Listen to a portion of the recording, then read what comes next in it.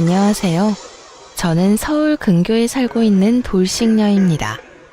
오늘 제가 소개해드릴 사연은 주야장천 시댁 돈을 빼먹는 동서와 돈은 동서에게 다 주고 받아가기는 저희 부부에게 받아가려고 했던 시모에게 시원한 사이다 복수를 선물했는데요. 물론 남편 놈도 두 인간과 별반 다르지 않아 이혼을 해버렸고요. 그러면 자세한 이야기 시작해보도록 할게요. 저와 남편은 알바를 하다 만나 결혼까지 하게 된 부부였어요. 저희가 결혼을 할 당시 시댁과 친정에선 저희의 결혼에 보탬을 줄 형편이 되지 못했고 저희 역시 가진 것이 없었죠. 그야말로 너무나도 사랑해서 한 결혼 생활은 너무나도 고달팠어요. 저희 부부는 힘을 합쳐 아끼고 또 아끼며 열심히 잘 살아냈고 그렇게 10년이 지난 지금은 저희 명의로 된 집과 함께 장사가 꽤 잘 되는 음식점을 운영 중이었어요. 그 힘들고 고달팠던 10년이란 세월 동안 양갓집에서 아무 도움도 받은 적이 없었고 그런 것에 대해서 섭섭하다고 생각해 본 적이 없었어요. 하지만 그런 생각도 서방님이 결혼을 하며 조금씩 달라지기 시작하더라고요.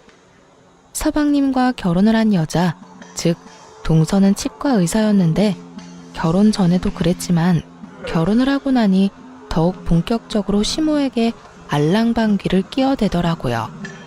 어머님, 저 왔어요. 그래, 우리 둘째 아가 왔니? 바쁜데 어떻게 이렇게 일찍 왔어? 오늘 어머님 댁 모이는 날이라 진료 빨리 끝냈어요. 아참, 이거 제가 어머님 드리려고 만들어 온 반찬인데 입맛에 맞지 않으시더라도 맛있게 드셔주세요. 어머나, 그렇지 않아도 환자 때문에 바쁜 애가 언제 이런 걸 또 만들었대? 고맙다 고마워. 잘 먹으마. 누가 보아도 반찬집에서 산 반찬을 통에 담아온 것인데 시모는 큰 감동을 한 사람처럼 동서의 손까지 잡으며 고맙다고 하더라고요. 제가 이때껏 제가 반찬을 해드릴 때는 단 한 번도 고맙다는 말을 들어본 적도 없을 뿐더러 그날 역시 제가 만든 반찬으로 냉장고가 가득 차 있었는데도 불구하고 시모는 이런 대접은 처음이라는 듯 동서의 행동에 고마워하더군요. 그것을 시작으로 동서는 시모에게 온갖 방법으로 잘 보이려고 했고 그런 동서에게 푹 빠져버린 시모는 오로지 동서만을 위한 시어머니가 되어버렸죠. 시모는 동서가 어떻게 행동하든 말든 동서에게 푹 빠져 위계질서란 다 무시하고 저만을 부려먹기 일쑤였거든요. 심지어 제가 가게 일을 하다가도 불려가는 일이 생겨나기 시작했어요. 첫째야, 바쁘니? 점심 장사는 다 끝났지 않아? 네, 이제 슬슬 손님들 빠지는 시간이긴 해요. 이제 손님 빠지면 뒷정리하려고 준비하고 있어요. 왜 그러세요? 집에 좀 잠시 오거라. 네? 지금이요? 그래, 지금 좀 와서 나 점심 좀 차려주려무나. 내가 아침부터 몸이 영 좋지 않아서 아직 한 끼도 제대로 못 먹었어. 아까 둘째랑도 통화했는데 내 목소리가 좋지 않다면서 조금 있다가 집에 온다고 했으니 너도 좀 와서 우리 먹을 것 좀 차려줘. 온 김에 둘째 얼굴도 보고 겸사겸사 얼마나 좋니? 겸사겸사 누구에게 좋은지 모르겠지만 시모는 무슨 일만 생기면 겸사겸사 다 좋다며 저를 시댁으로 불러댔고 저는 하늘 수 없이 시댁에 가곤 했죠. 다른 것도 아니라 매번 몸이 아프다는데 안 간다고 딱 자르기도 곤란하기도 했으니까요. 다정한 시모는 아니었지만 그렇다고 해서 이런 식으로 일하는 사람을 왔다 갔다 하게 만드는 사람은 아니었는데 동서와 가까워진 시모는 저를 거의 종부리듯 부려먹기 시작하더라고요. 사실 남편은 저희가 힘든 시절에도 효자이기로는 둘째가라면 서러운 사람이었거든요. 그렇기에 이런 시모의 행동에도 아무 말이 없었고 저 역시 남편에게 말해봤자 입 아플 것이 뻔해 굳이 왈가왈부하지 않았었는데요. 하지만 이렇게 잘 참아내던 저도 폭발하고야 마는 일이 일어났어요. 그날은 시모의 생신이었어요. 급하게 수술 스케줄이 잡혔다는 동서는 상차림 준비에 쏙 빠져버리고 혼자 독박으로 생신상을 준비하고 있었어요. 동서가 시집 오기 전부터 혼자 하던 일이라 별 생각 없이 평소 하던 대로 음식을 준비하고 있었죠. 그렇게 하나둘씩 마무리하고 있었고 마지막으로 튀김을 하려는데 식용유가 뚝 떨어졌더라고요. 심부름 시킬 사람도 없고 이미 너무 지친 터라 그냥 하지 않을까 싶었지만 시무와 남편이 튀김을 워낙 좋아해 빼기가 그렇다고요. 하는 수 없이 전 식용유를 사러 잠시 나가게 되었고 식용유를 사고 집으로 돌아오는 길에 아파트 앞에 주차된 차에서 내리는 동서를 보게 되었어요. 동서는 누군가와 통화 중이었는데 그 내용이 정말 헛웃음이 나게 가관이더라고요. 나? 오늘 어머님 생신이라니까. 매년 오는 생신 뭐가 그렇게 중요하다고 이 야단법석인지 모르겠어. 형님은 꼼짝없이 지금 음식 준비하고 있을 거고 난 수술 있다고 거짓말하고 지금 왔어. 오늘 오전 진료만 있는 날인데 누가 알기나 하겠어? 하여튼 그냥 밖에서 간단하게 밥이나 먹고 헤어지면 되지. 이게 무슨 사서고생인가 몰라. 말이야 바른 말이라고. 날 낳아준 부모님도 아닌데 왜 내가 시부모님 생신상을 차려야 하는지 모르겠더라니까. 응, 그래서 거짓말 좀 했지. 우리 형님? 우리 형님은 그런 잔머리도 없어. 아마 지금쯤 혼이 빠지게 음식 준비하고 있을걸? 하여튼 난 이제 들어가 봐야겠다. 들어가면서 힘든 연기 좀 해야지 뭐. 나중에 내가 전화할게. 동서는 동네방네 소문을 다 낼 작정인지 큰 소리로 통화하며 하하호호거리고 있었고 전 그런 동서에게 다가가 어깨에 손을 올려버렸죠. 동서, 지금 이 말이 다 사실이야? 어머나, 깜짝이야. 형님, 그게 아니라요. 다 들으셨죠? 동서는 깜짝 놀라며 저를 귀신 보듯 쳐다보더라고요. 그러면서 말까지 더듬으며 어떤 변명을 해야 하나 눈알을 굴리는데 더는 들을 필요도 없어 보이더라고요.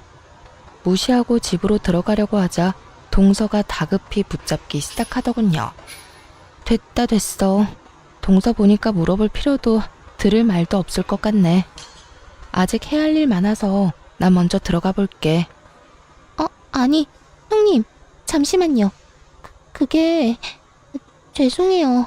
형님만 독박으로 고생시킬 생각은 아니었는데 어쩌다 보니까 이렇게 됐어요. 그러니까 제발 어머님께 이야기하지 말아주세요. 형님도 어머님 성격 잘 아시잖아요. 이 사실 알면 아마 모르긴 몰라도 저는 인간 취급도 안 해주실 거라고요. 제발요. 네?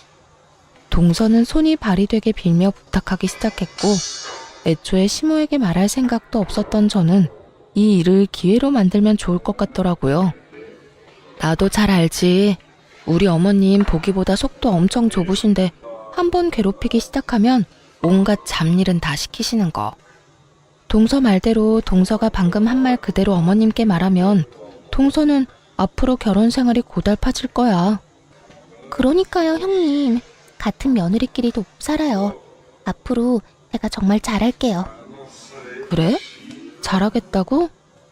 그래, 그러면 앞으로 동서가 얼마나 잘하는지 한번 지켜보고 어떻게 할지 결정할게.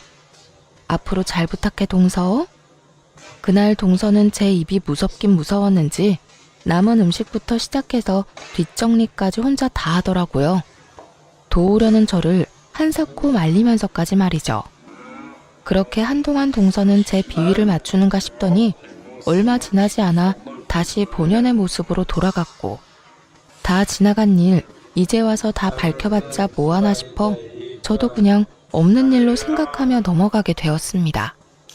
동서는 또다시 시모의 입안에 혀처럼 굴기 시작했고 그런 동서의 행동이 눈에 거슬린다 싶을 때쯤 동서에게 좋은 소식이 들려왔어요. 그건 바로 동서의 개원 소식이었죠. 동서는 페이닥터로 일을 하고 있었는데 갑작스럽게 개원을 하게 되었다며 들뜬 목소리로 개원 소식을 알려오더라고요.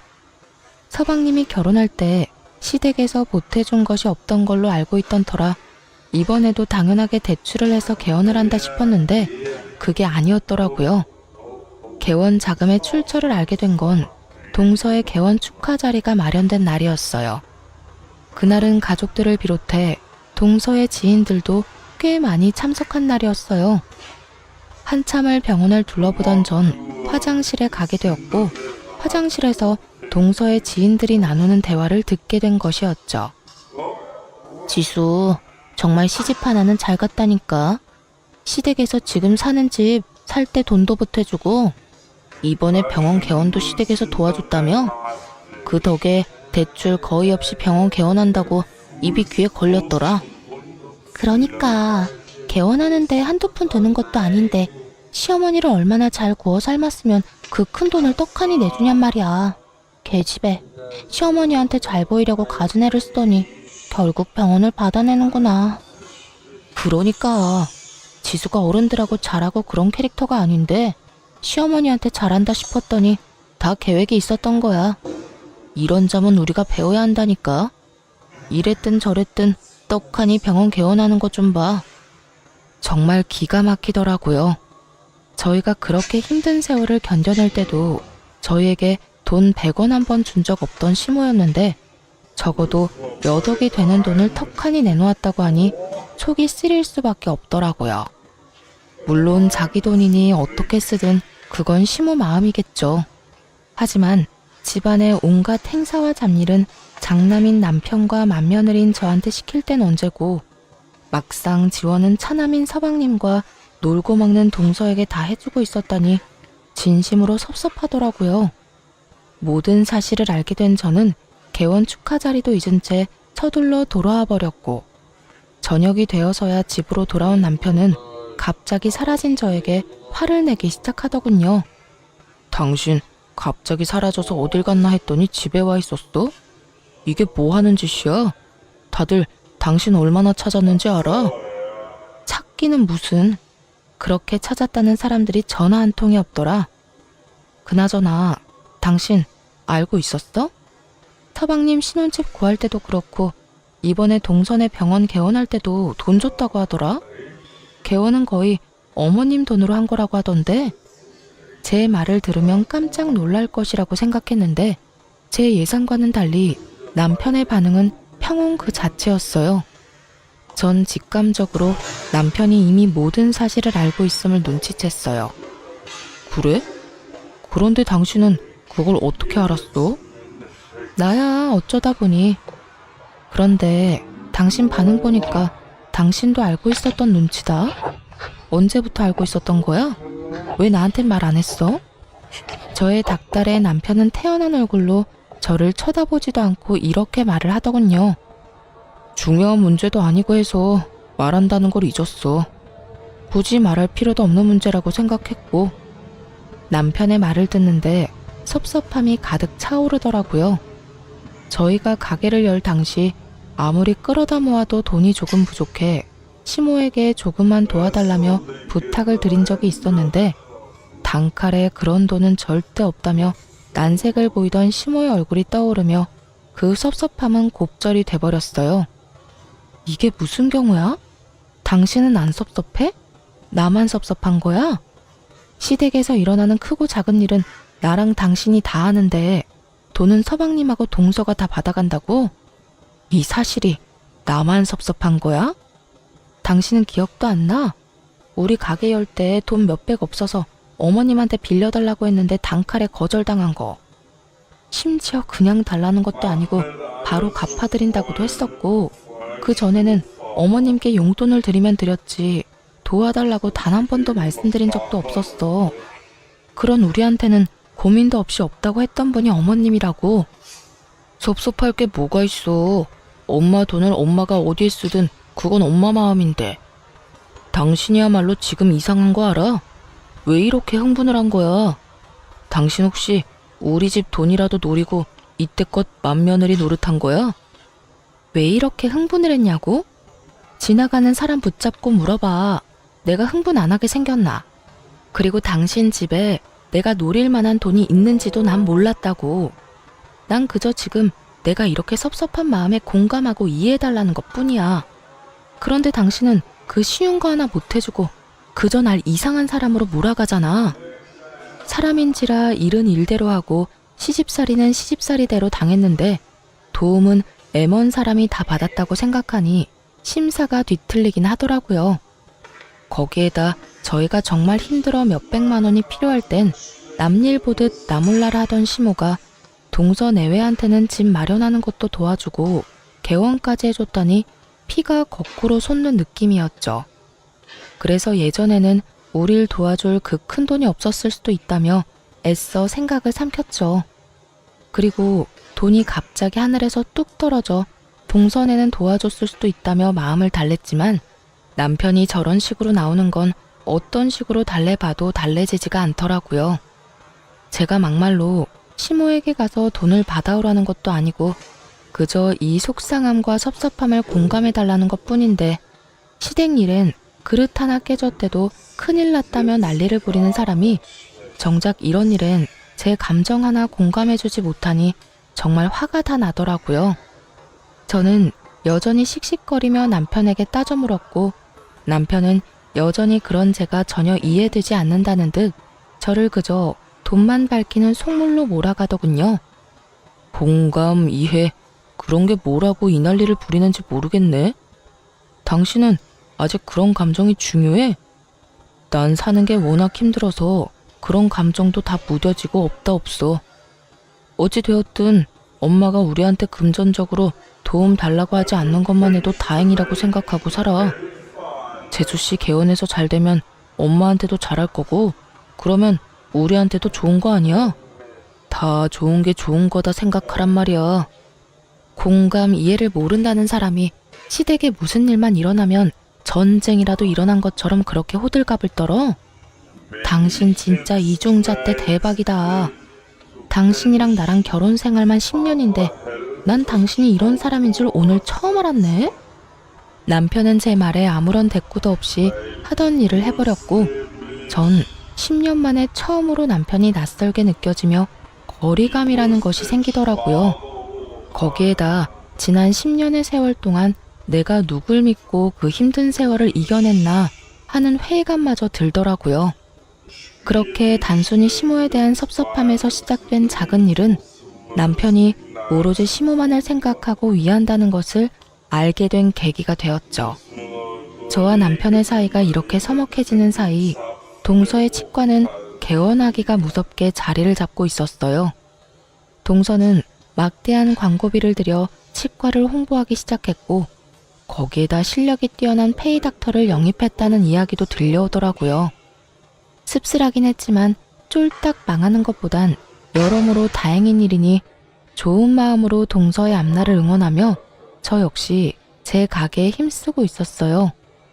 늘 그러했듯 남 도움을 바라지 않고 스스로 잘 살아내보자 다시 한번 의지를 불태웠던 것이었죠. 그런데 이쯤부터 돈이 계속 빈다는 느낌이 있더라고요. 가게를 운영하다 보면 돈이 딱 맞아떨어지는 달이 적긴 하지만 그 차이액이 크진 않았는데 이쯤부턴 꽤 큰 금액이 빈다는 느낌이 있었어요. 돈 관리는 저보다 훨씬 꼼꼼하고 계산이 바른 남편이 하고 있었던 터라 저는 대충 계산을 했는데도 크게 빈다는 느낌이 들었고 전 정기 휴무를 기다렸다가 본격적으로 계산을 해보게 되었죠. 아니나 다를까 제 느낌대로 몇 달째 돈이 비고 있었고 전 돈 관리를 하던 남편에게 이게 무슨 일인지 물어보았어요. 여보, 이게 뭐야? 몇 달째 왜 이 큰 금액이 비는 거야? 크게 차이나도 50만 원 넘긴 적이 몇 번 없었는데 이건 너무 많이 비는데? 당신도 알고 있었어? 생각보다 많이 비는 금액에 깜짝 놀라 남편에게 묻고 있는데 남편은 그런 저와는 상반되게 아주 태연한 모습으로 이렇게 말하더군요. 그거? 우리 집에 좀 줬어. 나도 알고 있으니까 당신은 신경 쓰지 마.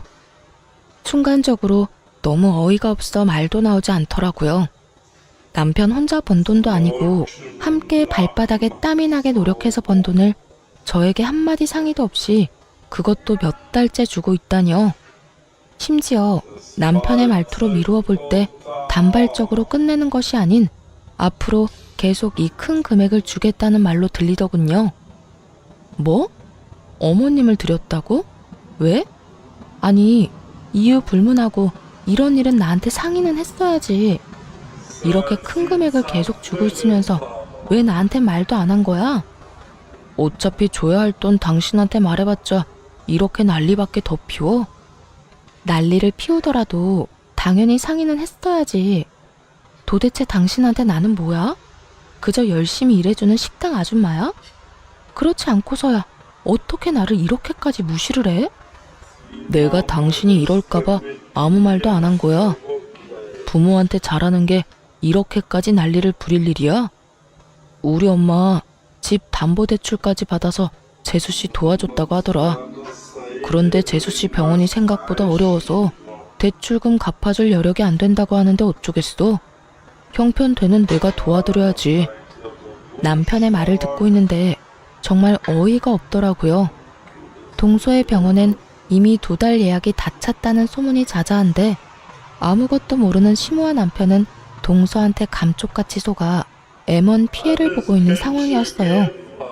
동선의 병원이 힘들어? 참나. 그렇게 큰 돈을 내줄 거면 제대로 알아보기나 했어야지. 동선의 병원 지금 예약이 1달 넘게 밀려 있다고. 알지도 못하면서 어머님이나 당신이나 다 속고 있다 이 말이야. 환자가 많다고 다 돈 버는 것도 아니고 이리저리 쓸 일이 많겠지. 설마 재수씨가 돈이 있으면서 엄마를 모른 척하는 거겠어? 아 됐어. 그냥 우리 형편이 어려운 것도 아니고 그냥 좀 도와드리자. 당신 기억 안 나? 어머님이 우리한테 도와달라 안 하는 게 어디냐고 한 말. 그렇게 말하면서 어머님이 누굴 도와주든 상관하지 말자고 하더니 지금은 형편되는 사람이 도와주자고? 지금 그걸 말이라고 해? 어머님이 우리가 힘들 때 도와주신 것도 아니고 하물며 지금 그 돈도 어머님을 위해 쓴 돈도 아니잖아. 그 돈 다 동서한테 투자한 돈이고 당신이 그렇게 계속 대출금 갚아주면 우리가 힘들게 번 돈으로 동서 개원시켜준 거밖에 더 돼? 그렇게 되면 뭐가 또 어때서 이러는 거야. 가족끼리 힘들 때 좀 도와주면 되는 거지.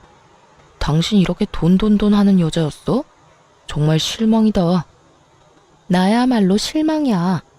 돈을 쓸어다 모으면서 어머님한테 돈 갚으려고 하니 아까워서 거짓말하는 동서나 투자란 투자는 동서한테 다 하고 돈은 당신한테 갚으라는 어머님이나 그걸 또 고지 곧대로 믿고 호구질이나 하는 당신이나 다 실망스럽다고. 가족끼리 힘들 때 도와준다고? 우리 힘들 때는? 우리 힘들 때는 다들 아는 척도 안 했어. 난 절대 싫어. 절대 싫으니까 동서 때문에 생긴 빚은 동서한테 다 갚으라고 해. 남편은 여전히 제 말은 귓등으로도 듣지 않는 듯했고 전 도무지 안 되겠다는 생각에 다음날 바로 동선의 병원으로 찾아갔어요. 병원에 환자들로 넘쳐나고 있었는데 진료 중인 동서를 기다리다 보니 점심시간이 되어 동서와 이야기를 나눌 수 있었어요. 형님, 여기까지 무슨 일이세요? 그리고 이왕 올 거면 좀 제대로 차려입고 오시지. 여기 일하는 간호사들이 보고 뭐라고 하겠어요? 제 지위도 좀 생각해 주셔야죠. 동서는 살만한가 봐. 차림새 신경 쓸 틈도 있고 말이야. 난 동서가 개원 때문에 어머님이 진빚 갚느라 허리가 휘어서 차림새를 신경 쓸 틈이 없어서 말이야. 한껏 비꼬는 제 말에 동서는 난색을 보이며 시키지도 않은 변명을 해대기 시작하더군요. 그게 보기에만 이렇지 돈은 되지도 않아요. 다 돈 안 되는 환자들이라서 직원들 월급도 겨우겨우 주고 있다고요. 난 다 모르겠고 앞으로 동서 때문에 진 빚은 동서가 갚아. 우리는 해야 할 도리는 차고 넘치게 했으니까 이제부턴 동서가 알아서 하라고. 저한테 그런 돈이 어딨어요? 대출금 갚을 돈 전혀 없다고요. 그리고 그걸 왜 제가 갚아야 해요? 다 어머님 명의 낸 빚인데 왜 제가 갚아야 하냐고요. 그걸 말이라고 해? 동서 병원 개원하느라 진 빚이니 당연히 동서가 갚아야 할 거 아니야. 하여튼 난 앞으로 땡전 한 푼 보태는 일 없을 거라 분명히 말했다. 어머님 길바닥에 앉게 돼서 동서가 모시고 살 거 아니면 대출금 잘 갚아드려. 동서는 끝까지 뻔뻔하게 나왔지만 전 제 할 말을 다 하고 점심 장사를 하러 가게로 돌아와 버렸어요. 동서에게 이야기를 전해들은 시모가 가게로 찾아왔더라고요. 아직 점심 장사가 끝나지 않은 터라 가게 안에 손님이 꽤 많았는데도 불구하고 시모는 언성을 높이며 저에게 득달같이 화를 내기 시작하더라고요. 네가 뭔데 그 귀한 병원에 가서 그 난리를 부려댄 게야? 네가 감히 거기에 가도 된다고 생각했다는 것 자체만으로도 넌 생각이 글러먹었다. 그리고 내 아들이 번 돈으로 다른 사람도 아닌 날 돕겠다는데 네가 무슨 상관이야? 네가 뭔데 된다 안 된다 말을 해대고 다니냔 말이야? 시모는 난동에 가까울 정도로 화를 내고 있었고 그런 상황이 되자 더는 물러서선 안 되겠다는 생각이 들더군요. 어머님, 말이야 바른 말이라고 그게 왜 아들 돈만 되나요? 지금 여기서 제가 일하는 건 보이지도 않으세요? 남편이 어머님 준 돈, 그거 남편 혼자 번 돈 아니고 지금 보고 있다시피 저도 밤낮 없이 피땀 흘려 번 돈이라고요. 그러니까 그저 아들 돈이 아니라 부부의 돈이고 그 돈을 쓰려거든 제 허락도 필요하다 이 말이라고요. 뭐야? 그까짓 돈 얼마나 된다고? 그 몇 푼 되지도 않는 돈을 네 허락까지 맞고 받아가란 이 말이니? 당연하죠. 그 돈은 제 돈이기도 하니까요. 그러니까 어머님이 동서한테 투자한다고 생긴 빚은 병원에 환자가 넘쳐나는 동서한테나 갚으라고 하라고요. 벼랑간 시모는 저에게 손을 올려버렸고 저 역시 그 순간 눈이 뒤집혀버려 시모의 손을 잡아 끌며 가게에서 내쫓아 버렸습니다. 너 이건 못 놔? 놔! 놓으라고! 저는 할 만큼 했고 더는 해드릴 것도 없으니 다신 찾아오지도 마세요. 시모를 쫓아버리고 가게 문을 닫아버렸고 제가 당할 땐 미동도 없던 남편은 시모가 내쫓기는 모습을 보자 마음이 찢어지는지 그 길로 시모를 따라 가게를 나가버리더군요.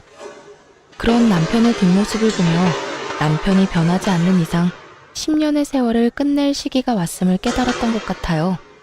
남편은 여전히 사랑했지만 전 더는 밑빠진 독에 물붓기를 하며 살고 싶지 않았고 무엇보다 고마움조차도 모르는 저런 인간들에게 제가 뼈 빠져라 번 돈을 낭비하고 싶지도 않았기 때문이었죠. 남편은 장사가 끝날 때까지 돌아오지 않았고 저 혼자 가게 마감을 하고 집으로 돌아가니 혼자서 술을 마시고 있더군요. 전 그런 남편을 똑바로 쳐다보며 단호하게 말을 꺼냈어요. 확실하게 짚고 넘어가야 할 문제가 있어.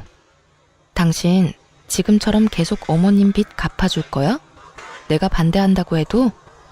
제 말에 남편은 고개를 잠시 들어 힐끗 보고는 이내 술잔을 기울이며 당연하다는 듯 말을 하더라고요. 그러면 어떡해. 나 아니면 우리 엄마 길거리에 나앉게 생겼는데 당신이 반대해도 나는 도울 거야. 그나마 있던 신랄 같은 기대도 사라지고 전 확고해진 제 마음을 전달하기로 했어요. 그래? 그러면 알겠어. 당신이 당신 부모 돕겠다는 걸 내가 말릴 수는 없고 그냥 나랑 이혼을 해. 그리고 당신 집 마음껏 도우면서 살아. 뭐? 당신 지금 이혼이라고 그랬어? 우리가 여유가 없는 것도 아니고 이제 우리도 먹고 살만 하잖아. 그런 우리가 엄마 좀 돕는 게 이혼할 사유가 돼? 당신은 어떻게 생각할지 몰라도 난 싫어. 어머님이 정말 순수하게 생활고에 시달린다고 하면 나 도울 수 있어. 그냥 돕는 것도 아니고 최선을 다해서 할 수 있는 방법은 다 동원해서 어머님 도와드릴 수 있다고. 그런데 지금 상황은 그런 상황이 아니잖아. 돈을 갚아야 할 사람은 따로 있고 그 사람도 충분히 능력이 되는데 왜 우리가 그 돈을 갚아야 하냐 이거야. 당신 이렇게까지 속물이었어? 어떻게 돈 때문에 10년을 같이 산 나한테 감히 이혼하자는 말까지 할 수가 있어? 내가 단지 돈 때문에 이러는 것 같아? 처음엔 돈이었지. 그런데 난 지금 당신한테도 실망이 커. 솔직히 말하면 시댁 일이라면 물불 가리지 않는 당신 보면서 오만정이 떨어지려고 한다고. 그러니까 그냥 이혼해. 난 더는 이 결혼에 미련 없어. 이미 전 남편에 대한 사랑보다 제 삶에 대한 불쌍한 감정이 더 컸고 이혼을 해도 미련 없이 돌아설 수 있다는 확신이 있었기에 더욱 단호하게 이혼을 말하게 되었어요. 없이 살다가 돈 좀 만지다 보니까 아주 미쳤구나. 그래서 돈밖에 눈에 보이는 게 없어. 그래, 이혼하자. 그까짓 이혼해도 나도 아쉬울 거 하나 없어. 이거 왜 이래? 그래, 당신이 그렇게 나오니 소송까지 할 필요는 없을 것 같고 재산 정리해서 정확히 반반으로 나누고 찢어지자. 그래도 10년 산 정이 있는데 시끄럽고 구질구질하게 끝내지 말고 깔끔하게 끝내자고. 그래, 바라던 바야. 10년의 세월이 무색하리만큼 저와 남편은 이렇게 간단하게 이혼을 하게 되었고 가게를 비롯해 모든 재산은 정리해 정확히 반반으로 나누고 저흰 각자의 길을 가게 되었습니다. 이혼을 할 당시 전 남편은 저에게 본인이 전 시댁의 식구들한테 말할 테니 한동안은 아무 말도 말아달라는 마지막 부탁을 하더라고요. 전 굳이 그 사람들과 말을 섞고 싶지 않아 알겠다고 말했죠. 그렇게 모든 정리를 하고 새 출발을 시작했죠. 마음이 아프지 않았다고 하면 거짓말일 테고 마음이 아프기도 했고 제 예상보다 많이 미련이 남은 것도 사실이었어요. 하지만 미련 때문에 전 남편과 계속 부부관계를 유지하기엔 다른 사람 좋은 일만 시킬 앞날이 뻔했고 무엇보다 시댁을 향한 전 남편의 무조건적인 태도에 질릴 대로 질렸거든요. 마음 굳건히 먹고 제 앞날만을 보며 살기 시작했어요.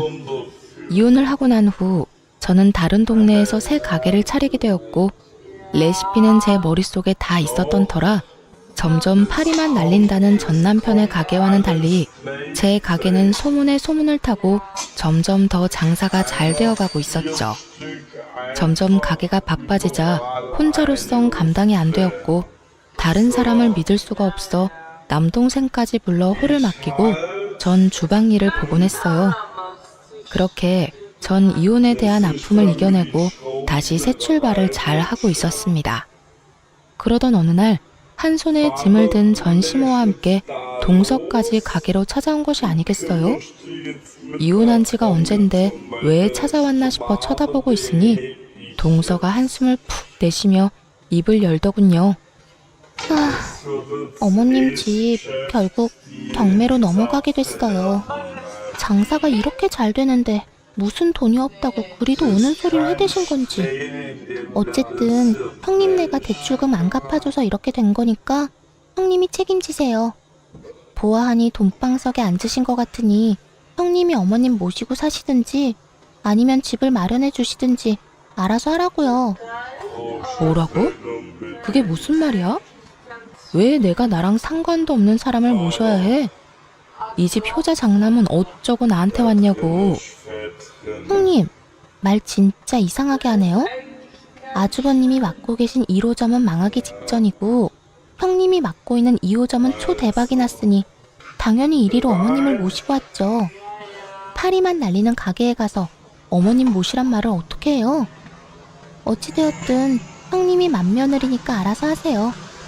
난 그럴 생각 없으니까 당장 다시 데리고 가.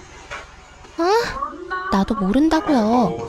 우리 먹고 살기도 힘들어 죽겠는데 내가 왜 어머님까지 모시고 살아요? 내가 맏며느리도 아니고 형님이 계시는데. 들어보니 전 남편은 그때까지도 이혼 사실을 숨기고 있는 듯 하더라고요.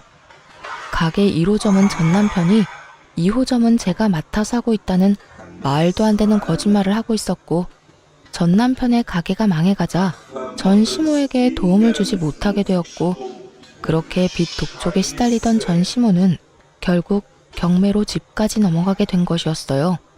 동서의 손에 들린 명품 가방만 보아하니 치과는 계속 잘 되는 듯한데 집까지 경매로 넘어갔다고 하는 걸 보니 동서는 시모를 도울 생각은커녕 모실 생각조차 없어 보이더군요. 즉 금전적인 도움만 받고 더 줄 것 없는 시모를 저에게 버리겠다는 거죠. 귀찮은 짐짝 떠넘기듯 저에게 데려가라고 하는데 이게 진짜 인간이 맞나 싶더군요. 심지어 제가 대답도 하기 전에 먼저 가게를 박차고 나가버렸어요. 전 그 즉시 시모를 데리고 치과로 향했고 그곳에서 제가 당한 그대로 난동을 피워버렸어요. 동서는 붉어진 얼굴로 득달같이 따지기 시작하더군요. 이게 뭐 하는 짓이에요? 여기 병원이라고요. 당장 나가지 못해요? 왜? 네가 우리 가게 와서 난동 부리는 건 되고 내가 네 병원 와서 이러는 건 안 돼? 무슨 이런 이중적인 잣대가 다 있어? 당연한 거 아니에요? 병원이랑 식당이랑 같은 줄 알아요. 당장 나가라고요. 그리고 어머님은 또 왜 모시고 온 거예요? 당장 어머님 데리고 나가라고요. 그 순간 두 며느리한테 버림받았다는 사실 때문에 고달픈 시모가 그 자리에서 주저앉아 땅을 치며 울기 시작하더군요. 자신의 신세를 한탄하면서 말이죠. 아이고 아이고 내가 이런 꼴이나 보려고 이 나이까지 살았나. 이렇게 사람 뭐해. 그냥 확 접신물에 코 박고 영감이나 따라가야지. 곡소리가 커지면 커질수록 동서의 얼굴이 썩어가고 있었죠. 저는 손에 든 짐을 던져주며 말했죠. 수억 들인 이 병원이나 나한테 전부인 내 가게나 소중하긴 매한가지야. 그리고 너한테나 어머님이지 나한테는 아무것도 아니거든. 그게 무슨 말이에요? 나 이혼한 지 1년이 넘었어. 그런데 왜 내가 맏며느리고 왜 내가 이 아줌마를 모셔야 해? 이제 며느리는 너 하나뿐이고 보아하니 환자도 여전히 많아 돈방석은 네가 앉았을 것 같은데 네가 모셔. 제 말에 전 시모와 동서는 너무 놀라 입도 다물지 못한 채 가만히 있었고 전 병원 가득 앉아있는 환자들을 향해 이렇게 외쳐줬어요. 이 병원도 애초에 여기 있는 네 시어머니 돈으로 개원해놓고 이렇게 환자도 많으면서 돈 없다고 빡빡 우겨대면서 대출금을 안 갚아줘서 집까지 날려먹게 만든 게 말이나 된다고 생각해? 그렇지 않나요, 여러분? 세상에 이렇게 파렴치한 사람이 허울 좋은 치과 의사라고 하니 저도 참 기가 다 차네요. 제 말에 순서를 기다리던 환자들이 일제히 수근거리기 시작했고 동연배의 어르신들은 동서에게 손가락질까지 하며 욕을 하시더군요. 실시간으로 일그러진 얼굴이 참 볼만하더라고요. 당장 그만하고 나가? 조용하고 그냥 나가라고. 그렇지 않아도 가려고 했어. 이거 왜 이래? 나도 바쁜 몸이라고.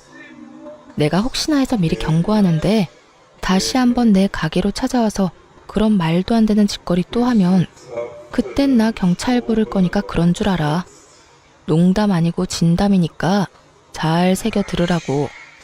찾아오라고 해도 안 갈 테니 제발 이제 좀 가라고요. 제발 이렇게 부탁할게요. 이거 놔. 간다고 했잖아. 어쨌든 네 어머님은 네가 알아서 하고 앞으로 살면서 마주치지도 말자.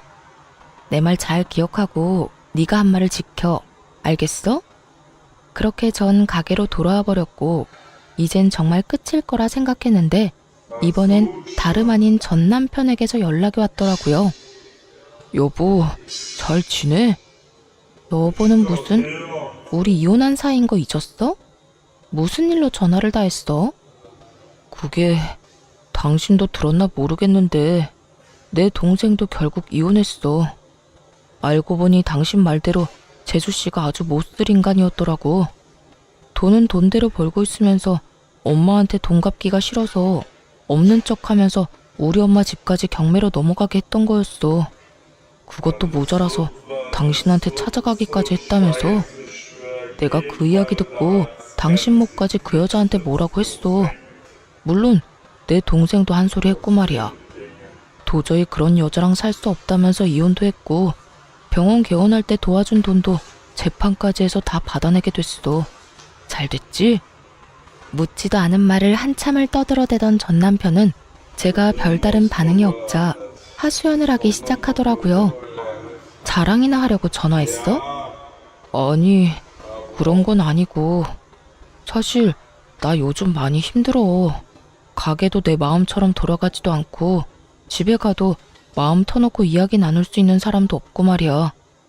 가게에 파리만 날려서 마음이 힘든 것보다 외롭고 공허한 마음에서 오는 심적인 스트레스가 너무 심한 것 같아. 정말 눈물 없인 들을 수 없는 하소연이더군요. 그러게 있을 때 잘하지. 왜 이제 와서 이런 우는 소리를 해대나 이해가 되지 않았어요. 그래서 하고 싶은 말이 뭔데? 당신답지 않게 빙빙 돌리지 말고 용건이나 빨리 하고 전화 끊어. 그게 그래서 하는 말인데 우리 다시 합치면 안 될까? 나 아무래도 당신 없이 사는 건 너무 힘들 것 같아. 당신이 있었기에 이 정도로 살았던 건데 그걸 너무 늦게야 깨달았어. 난 당신이 뒤에서 밀어주고 앞에서 끌어줘야 하는 사람인데 당신이 그렇게 가버리고 나니까 나란 인간은 아무것도 할 수가 없더라. 내가 그땐 정말 미안했어. 당신이 틀린 말하는 사람도 아닌데 내가 너무 감정적으로 당신을 대했던 것 같아. 만약 당신이 한 번만 더 기회를 준다면 남은 삶은 당신만을 위해서 살게. 응? 기억 후 전 남편의 입에선 재결합 이야기가 나오고 있었고 대충 예상을 했던 전 놀랍지도 않더군요. 그저 이렇게까지 뻔뻔한 인간이었다는 사실이 조금 놀라울 뿐이었죠. 당신이 후회한다고 돌아오라고 하면 내가 10년 세월을 생각해서 다시 돌아갈 거라고 생각했어? 난 당신한테 이혼하자고 하는 순간부터 내 인생에서 당신을 지웠어. 내가 만약 당신한테 조금이라도 미련이 있었다면 동서가 당신 엄마 데리고 우리 가게로 왔을 때 그런 식으로 당신 엄마를 동서 병원에 다시 데려다 놨을까? 당신은 그때도 날 몰랐지만 여전히 날 잘 모른다. 이런 남자인 줄도 모르고 10년 세월을 그 갖은 고생이란 고생은 다 하고 산 내가 바보 멍청인 거지. 여보, 내가 다 미안해. 앞으로는 나보다 당신을 더 생각하면서 살게. 엄마 돕는 것도 당신이 싫다고 하면 절대 안 할 거고 당신이 돈 관리도 다 해도 좋아. 난 당신이 주는 돈만 쓰면서 살아도 좋다고. 그러니까 제발 나 좀 받아줘. 잘 들어. 난 당신 같은 인간이랑 다시 부부로 살고 싶은 생각이 전혀 없어. 재결합할 생각은 전혀 없다. 이 말이야. 그러니까 재결합하자는 그딴 개소리는 제발 꺼내지도 마. 당장 재결합할 결심이 서지 않으면 그냥 곁에 두고 지켜봐 주는 것부터 시작하면 안 돼. 살림을 합치자는 게 아니라 그냥 날 직원으로라도 써줘. 들어보니 당신 가게 엄청나게 바쁘다고 하던데 일손 부족할 거 아니야. 그렇게 곁에 두고 지켜보면 내가 많이 변했다는 걸 당신도 알 수 있을 거야. 도대체 내 말을 어디로 듣고 있는 거야? 글쎄 난 당신 같은 인간이랑 뭘 더 하고 싶지 않다니까. 그 말에는 당신이랑 재결합하기 싫다는 건 물론이고 당신 얼굴은 보고 싶지도 않다는 말도 포함되어 있어. 난 당신이 이렇게까지 사연팔이를 하는 이 순간에도 당신한테 일말의 감정도 느껴지지 않고 동정심조차 생기지 않아. 그러니까 나한테 이렇게 구질구질하게 굴지 말고 당신 살 길은 당신이 알아서 찾아. 우리가 이혼했다는 사실을 잊지 말란 말이야. 그리고 마지막으로 하는 부탁인데 나한테 2번 다신 연락하지 마. 알겠어? 여보.